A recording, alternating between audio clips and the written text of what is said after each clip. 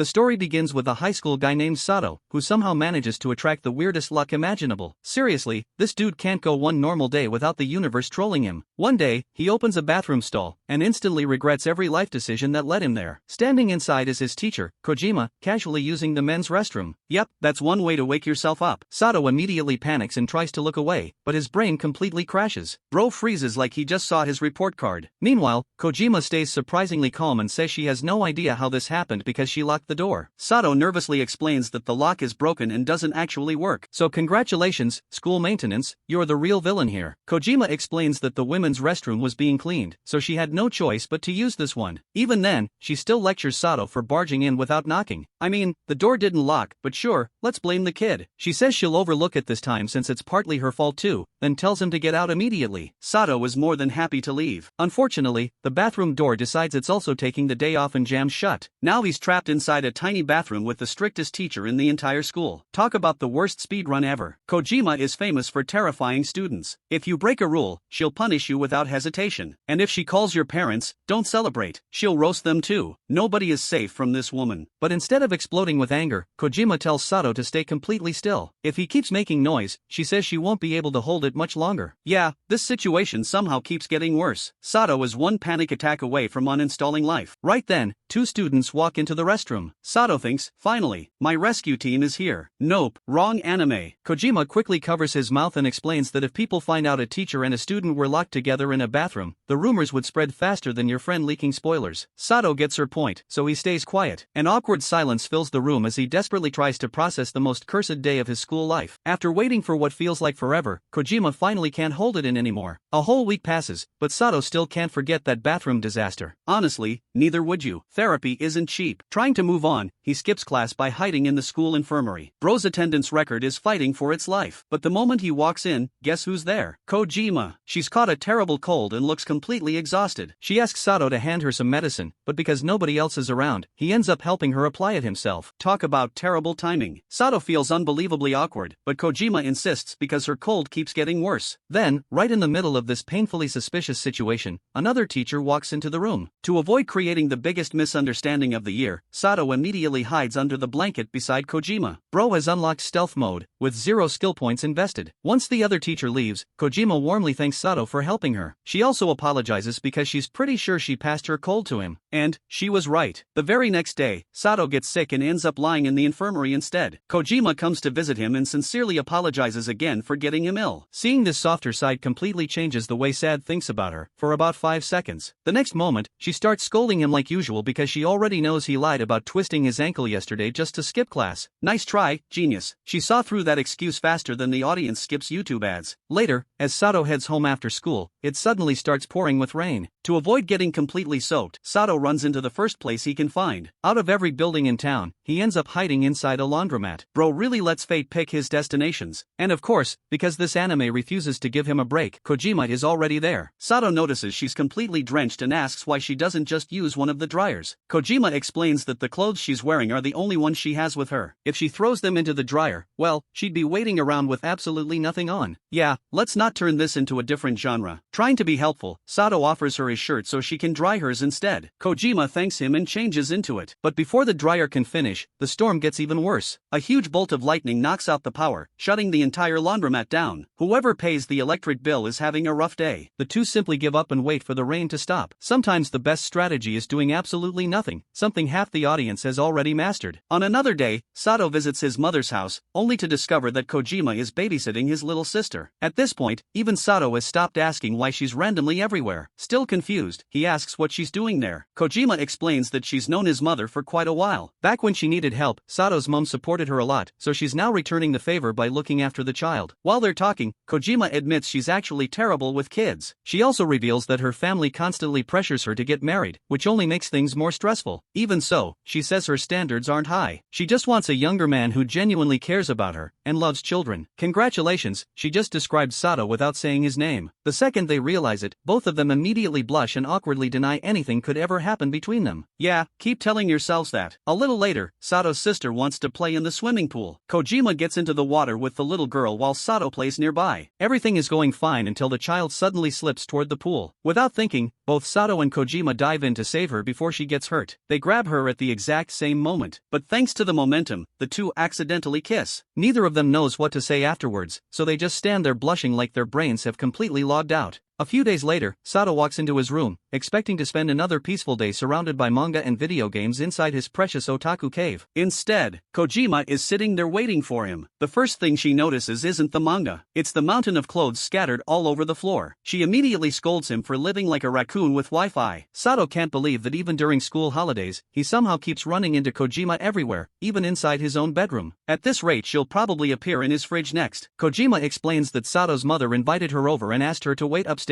A moment later, Sato's mom walks in carrying drinks and snacks. She happily explains that they're celebrating Kojima moving into her new home. Then she hands Kojima a glass of liquor. One sip, that's all it takes. Kojima goes from strict teacher to cheerful lightweight in record time. Seeing this as the perfect opportunity, Sato's mother starts saying she'd love for Kojima to become her daughter-in-law. Sato immediately looks uncomfortable. Bro's CPU is overheating. Meanwhile, the now completely tipsy Kojima agrees to try all sorts of new things with Sato. She even tells him that whenever they're outside school, he should stop calling her teacher and call her miss instead. Sato's mother suddenly leaves the two of them alone with the biggest grin on her face, basically saying, "Have fun," before disappearing. Thanks, Mom, very normal behavior. Now that they're alone, the alcohol starts doing all the talking. A completely drunk Kojima insists that Sato kiss her. Sato immediately refuses. For once, this guy actually makes the smart decision. She's drunk, and he knows it'd be wrong. But Kojima isn't taking no for an answer. Instead, she leans in and kisses him herself, then immediately falls asleep. Mission accomplished, I guess. The next morning, the two run into each other at school. Still thinking about last night, Sad casually calls her miss in front of the entire class. The whole room goes silent. Calling your teacher that at school? Yeah, that's basically begging for detention. A few days later, Sato's mother invites both families to attend a wedding on a beautiful tropical island. The moment they arrive, Sad once again finds Kojima happily playing with his little sister. At this point, she's showing up more often than the main character. Confused, Sato asks his mother why Kojima came along. She explains that since Sato's father couldn't make the trip because of work, she invited Kojima instead. Then, because she physically cannot stop herself, she starts talking about how Kojima will soon become part of the family anyway. Sato is completely confused. His mother is honestly impressed by how dense her own son is. Finally losing patience, she flat out tells him that Kojima has shown obvious feelings for him way too many times. Bro needed downloadable DLC just to understand basic flirting. Hearing this completely shocks Sato. He admits that he has feelings for Kojima too, but he can't believe someone as strict and cold as her could actually like him back, even though she's been giving him obvious hints for ages. The audience figured it out 10 episodes ago. His mother quietly leaves them alone, hoping they'll finally confess. Instead, Sato becomes so embarrassed that he can barely even look Kojima in the eyes. Smooth. Trying to escape the awkwardness, the two head to a quiet spot by the ocean. Before swimming, Kojima asks Sato to put sunscreen on her back. As he carefully applies it, his brain keeps replaying his mother's words. Does Kojima really like me? He's thinking so hard that he accidentally says it out loud. Oops. Caught off guard, Kojima absent-mindedly answers, yes. The second she realizes what she just admitted, her face turns bright red. Without saying another word, she jumps into the water out of pure embarrassment. Unfortunately, her luck is just as bad as Sato's. A moment later, she suddenly feels something bite her. She rushes back to shore and tells Sato what happened. That's when both of them notice a warning sign nearby. Danger, venomous snakes. Well, would have been nice to read that first. The two immediately panic. Without wasting any time, Sad decides he'll suck the venom out before anything worse happens. At first, he assumes the bite is on her leg. Nope, very